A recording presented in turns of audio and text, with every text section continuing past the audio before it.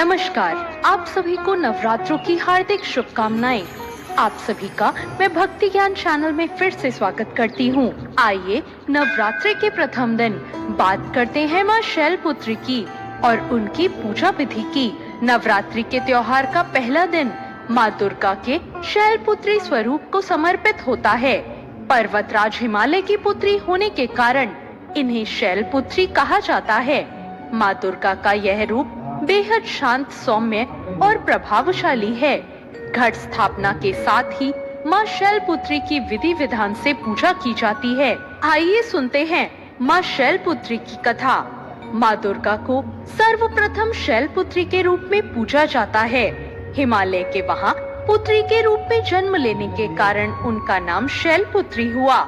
इनका वाहन वृषभ है, इसलिए यह देवी वृषारूढ़ा के नाम से भी जानी जाती हैं। इन देवी ने दाएं हाथ में त्रिशूल धारण कर रखा है और बाएं हाथ में कमल सुशोभित है।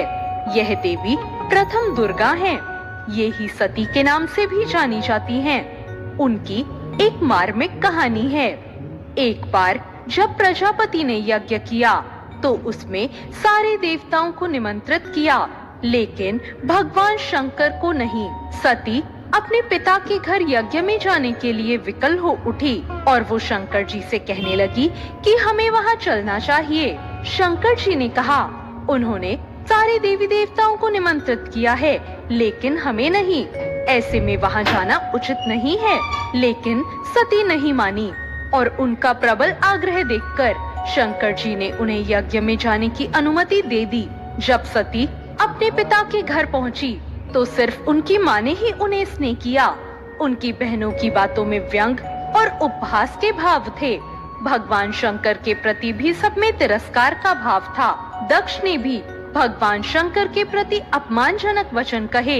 इससे सती को बहुत दुख पहुंचा।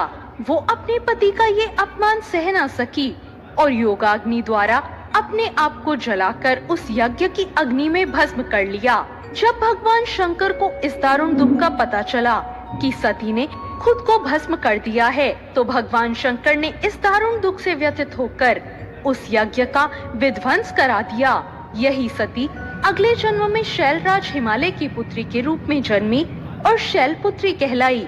पार्वती और हेमवती भी इन्हीं के नाम हैं। शैलपुत्री का विवाह भी भगवान शंकर से हुआ। शैलपुत्री भगवान शिव की अर्धांगिनी बनी। इनका महत्व और शक्ति अनंत है। नवरात्रि के पहले दिन आइए जाने कैसे करें माँ शैलपुत्री की पूजा। नवरात्रि के पहले दिन शैलपुत्री माँ की पूजा में सभी नदियों, तीर्थों और दिशाओं का आवाहन किया जाता है। नवरात्रि के पहले दिन प्रातःकाल स्नान से निवृत्त हो जाएं, फिर माँ का ध्यान करते हुए कलश की स्थापना करें। कलश की स्थापना के बाद माँ शैलपुत्री के चित्र को स्थापित करें। माँ शैलपुत्री के पैरों में कुमकुम और अक्षत लगाएं। माँ शैलपुत्री का ध्यान करें और उनके मंत्रों का जाप करें। माँ शैलपुत्री को सफेद रंग के पुष्प अर्पित करें और उनकी आरती उतारकर उन्हें भोग लगाएं।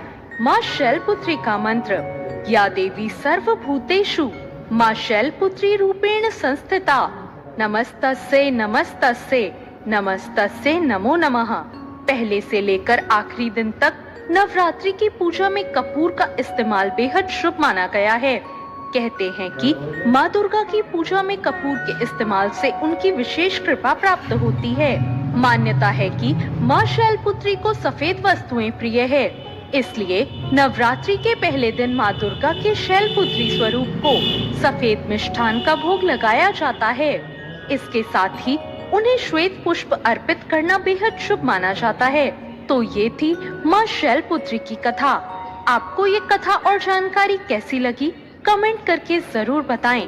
साथ ही मेरे चैनल भक्ति ज्ञान को सब्सक्राइब करना ना भूलें।